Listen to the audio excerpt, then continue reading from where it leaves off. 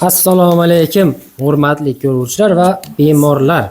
Bugungi navbatdagi bemorimiz bilan suhbatlashamiz. Assalomu alaykum, xola, yaxshimisiz? Va alaykum assalom. O'zingizni tanishtirib o'ting. Necha yoshdasiz? Men 55 ga kirdim. 55 yoshdasiz. Yosh ekansiz. Hali holatlayaptimi? Nima? Qizim shu yerda davolanib ketib, Farg'onaning qayerdansiz? Farg'ona Kirgeli tumanida. Kirgili tumandansiz, a? Xo'p, sizni umurtqa pog'ona kasalliklaringizni men aytib o'tib ketaman. L4, L5 umurtqa pog'onangizda 4 mm, L5, S1 umurtqa pog'onangizda 7 mm grija bor va skolyoz degan kasalliklar bor. Bu nima degani? Skolyoz degani grija davrida, misol grijamiz, biz o'zbekchilikda yuraveradi-yu og'riq bilan. Qani bunday qilib yursa, og'riq qolgandek bo'ladi-da. Mana shunaqa qilib yurishga privichka bo'lib qoladi. Mana qilib yuradi. Undan keyin yana ham engishadi. Mana qilib yoki bir tomonga qiyshayadi. Bir tomonga qiyshayib, mana yuraveradi. Shunaqa qilib yursa og'riq qoladi-da bularda. Mana. Ana endi bu kasallikni tomografiyada skolyoz deydi.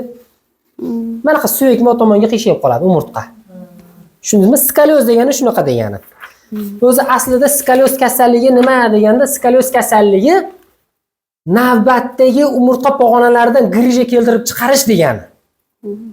Qiyshayib turib boshqa umurtqalarga nagruzka beradi. Haligi sog'lom umurtqalarni kasal qiladi. Chunki o'zini o'qida turmayapti-da bu umurtqa. Qarang, bitta grija, bitta umurtqa pog'onangizdagi grija og'rityapti. Og'riqqa siz mana qilib avalayni yonboshi bo'lib yuryapsiz. Boshqa umurtqalaringiz qisilib, boshqa umurtqalaringizda kasallik paydo bo'lyapti. Tushundingizmi? Skolyoz degani shunaqa narsa degani. Xo'p, sizni qizingizni davolagan ekanmiz. 8,5 mm grijasi bor edi L5 S1 umurtqasida. Qizingiz ahvolini ko'rib men xursand bo'ldim. Effekt zo'r bo'ldi. Hozir yaxshi zo'r. Rossiyaga ketaman endi deyapti. Xo'p. Ana shu qizingiz tavsiyasi bilan siz keldingiz. O'sha bilan keldim. Qizingiz ham bittasiga aytgan ekan. Unga ham bitta o'rtog'i shu yerda davolangan ekan. Ana shu o'rtog'i tavsiya bergan ekan qizingizga. Men nima demoqchiman? YouTube kanaliga men videolarimni joylab boraman. Bu yerda biz bemorsiz qolganimizdan emas, bemorlarga to'g'ri maslahat, to'g'ri yo'nalish berish uchun ochganmiz bu kanalni biz. Xo'p, 55 yoshga kirgan bemorni manual terapiya qilamiz. Xo'p, kuzatib turamiz, yaqinroq kelamiz.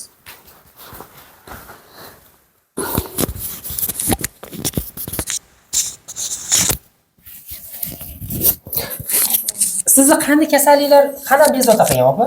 Oyoq og'riq. Oyoq og'riq. Bel og'riq. Teva oyog'imiz bukamiz, teva qismi, pastki qismini uzatamiz. Bo'ldi, zo'r. Bismillah. Xo'sh qilamiz. Shu holatda xolajon, yonbosh bo'lamiz.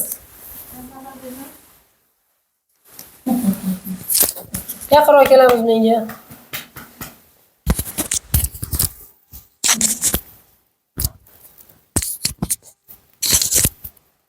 Uzatamiz, bukamiz. Yelkamizni orqaga tashlang. Bo'ynimiz.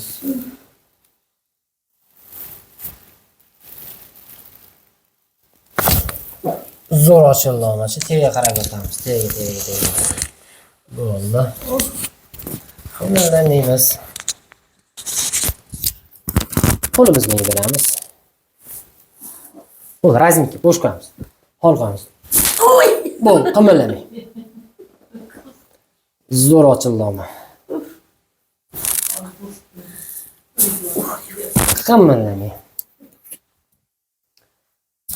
O'ta go'zal ochildi. Ha, bugun birinchi kunda endi bu xonani. Bo'sh qo'yamiz.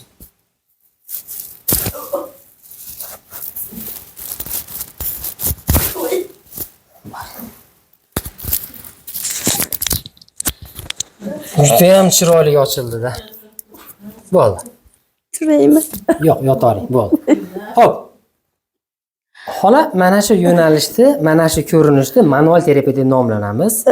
Ati ismi manual terapiya desa, nima u deyshadi-da? Shu narsa degani. Xo'p. Asha hozir 2 minut vaqt ketdi. Qarang, 2 minutlik vaqtni deb biz ertamandan kechgacha sizni 15 soat davoladik. To'g'rimi? To'g'ri. Agar davolamasdan turib qilsam sindirib qo'yishim mumkin-da. Umurtqa pog'onalaringizni. Ana shuning uchun davolab Qarang, bizga faqat manual terapiya uchun kelmaydi bemorlar. Umurtqa pog'onalarini mustahkam qilish uchun, umurtqa pog'onalarini nervlarini, umurtqa pog'onasidan chiqqan nervlarning shamollashini yo'qotish uchun lecheniya olinadi. Ham manual terapiya oladi. 3 ta yo'nalishda bo'ladi. Manual terapiya qilamiz, umurtqa pog'onasini ukruplik qilib quvvatlantiramiz, fibroza halqalarini va umurtqa pog'onamizdan chiqqan nervlarni davolaymiz. Qarang, bizni davolayotgan lecheniyamizni tarkibida ikkala pochkangiz ham davolanib oladi. Hali buyraklaringizga banka qo'yapman orqa tarafdan. Katta bankani 96 spirtda yuvib tozalab. Hali qizdirib tellatyapti. Buyragimizning chashkalarida nefrit, pelonefrit degan kasalliklar bo'ladi. Hali shlaklarda eriydi, yumshaydi. Dog' suv ich deyapman har kirganimda. Hali dog' suv sidirib shlaklarni tushirib yuboradi. Ana keyin chashkalarimiz toza bo'lib qoladi-da, qumlar tushib ketadi. Tushundingizmi?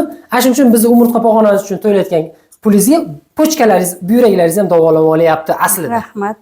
Tushundingizmi? Xudo xolasa, lecheniyamiz birinchi kuni nojo'ya ta'sirini sezmadingizmi? Yo'q, rahmat rosa yaxshi. Yaxshi holatda o'zingiz nojo'ya ta'sirlarni sezmadingiz. Yaxshi. Yana bu yoqni davom etib ketamiz. Endi boshlanishi. Sizga, bizni ko'rib turgan bemorlar shifo tilab qolamiz. E'tirozlaringiz bo'lsa ayting. Rahmat, hammasi yaxshi. Yaxshi?